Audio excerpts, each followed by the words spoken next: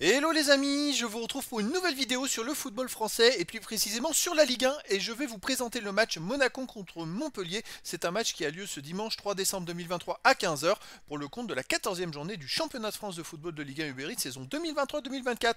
Alors Monaco c'est le troisième du classement qui reçoit Montpellier le 13e, donc dans cette vidéo je vais revenir sur le classement et les statistiques de ces deux équipes en Ligue 1. On verra ensuite les meilleurs buteurs et passeurs de Ligue 1 avec les meilleurs buteurs et passeurs pour ces deux équipes, puis on enchaînera par tous les résultats et stats de tous les matchs joués par ces deux équipes avec tous les résultats et stats pour Monaco à domicile, tous les résultats et stats pour Montpellier à l'extérieur. Et on terminera par les compos d'équipes probables et tactiques éventuelles, ce qui nous permettra d'avoir une idée, une tendance à ce match. Pour ceux qui souhaitent voir ce match à la télé, sachez que vous pouvez le voir sur Prime Vidéo. Alors au classement, on a donc Montpellier qui est 3ème de Ligue 1 avec 24 points en 13 matchs, 7 victoires, 3 nuls, 3 défaites, 27 buts pour, 19 contre, plus 8 de différence de but.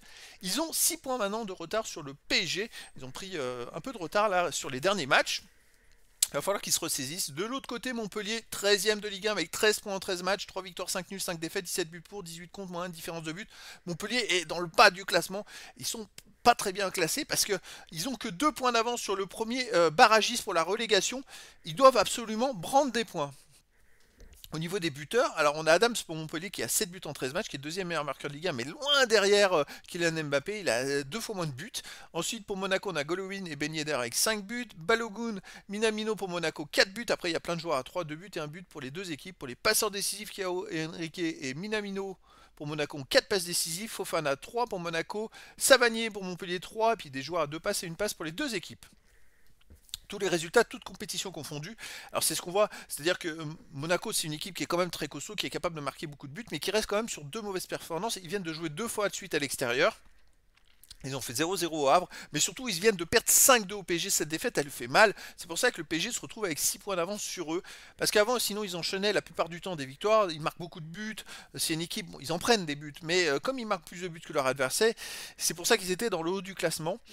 Vous voyez, sur les 21 matchs joués, c'est 10 victoires, 5 nuls, 6 défaites, mais surtout 39 buts marqués, 32 encaissés. Il y a beaucoup de buts avec eux, plus 7 de différence de but. Bon. Montpellier, de son côté, c'est 17 matchs joués, 4 victoires, 7 nuls, 6 défaites, 23 buts pour, 23 contre, 0 de différence de but. Montpellier, sur les 3 derniers matchs, n'a pas gagné. Ils ont fait un match nul et 2 défaites.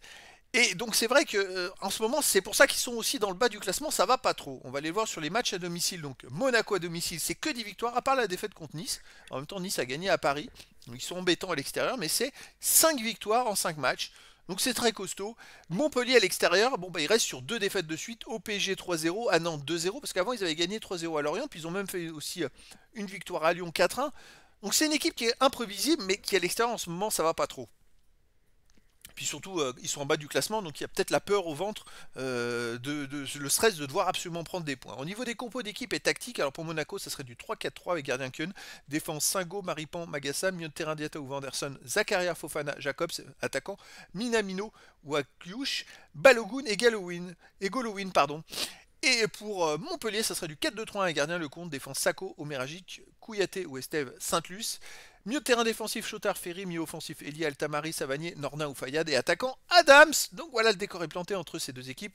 Monaco doit se ressaisir après 2 mauvaises performances et Montpellier doit prendre des points. Donc les amis, je vous donne rendez-vous ce dimanche 3 décembre 2023 à 15 h pour le match de la 14e journée du championnat de France de football de Ligue 1 Uber Eats saison 2023-2024. Monaco, le 3e du classement, reçoit Montpellier, le 13e. Voilà les amis, je vous dis à très bientôt pour une nouvelle vidéo.